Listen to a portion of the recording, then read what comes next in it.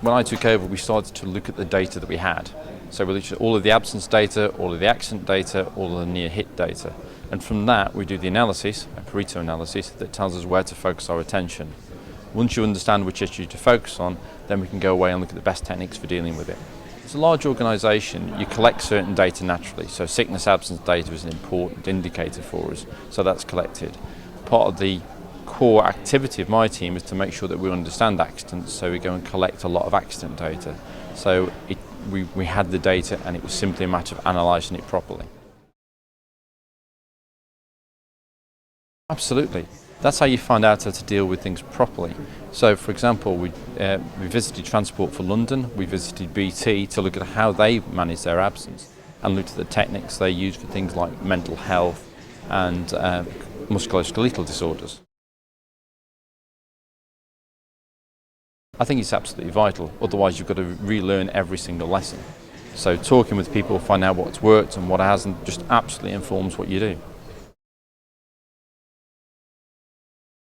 For things like the absence management, we simply took the average salary, looked at the number of days lost per full-time equivalent, and then calculated out the cost, and then worked out roughly what we'd save if we managed to move that to a benchmark level. For other programs, we've looked at different things. So for driving, we've looked at accident costs. For musculoskeletal disorders, we've looked at the costs of those kind of issues and the absence associated with it. And for things like mental health, we looked at the absence costs.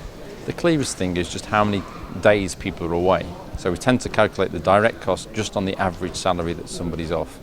So, for example, you take a figure, say £160 a day, and just multiply it up by the number of days and the number of people. It varies tremendously about where you are in the business. So, for example, if you've got a salesperson, you've got opportunity cost, that is the sales that they didn't get. Some of this is difficult to quantify, but for example, let me use the Challenge Cancer campaign we ran a couple of years ago. When you work that worked out at about 43 pence per person. So absolutely small beer in the scheme of things. But it's not just about the pounds, shillings and pence. It's about the time that's involved. So one of the challenges we had, we wanted to take people out to the business for 15 minutes, which doesn't sound a lot, until you scale it up to 15 minutes per person for 15,000 people, and then it's an awful lot of time. But it works the other way as well, because if you can save a small amount, it builds up. So every day of absence is £160 roughly. That soon mounts up until you get a £28 million saving. We start at the top. We start with our senior managers and our directors and convince them of the reason to do things, and then we cascade it down through the organisation. We're very fortunate that we've got a very supportive management team here that want to do the right thing. But as well as that, there was a very strong cost argument. So for example, for absence management over the last 3 years, we've saved £28 million. Now, to small companies, that seems a great deal, and it is. But you can scale that down. Every person that's off every day, if say the average salary is £160, it soon mounts up. If you take something simple like fast-track physiotherapy, you get somebody into physiotherapy for a musculoskeletal disorder, and on average you'll reduce their absence by about 20 days.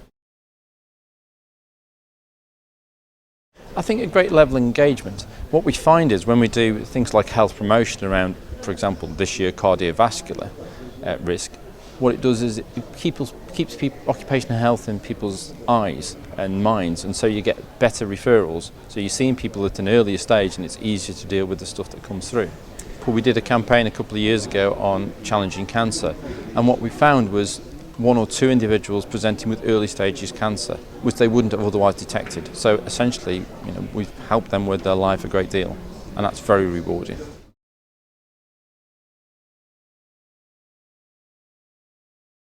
It's been a huge success.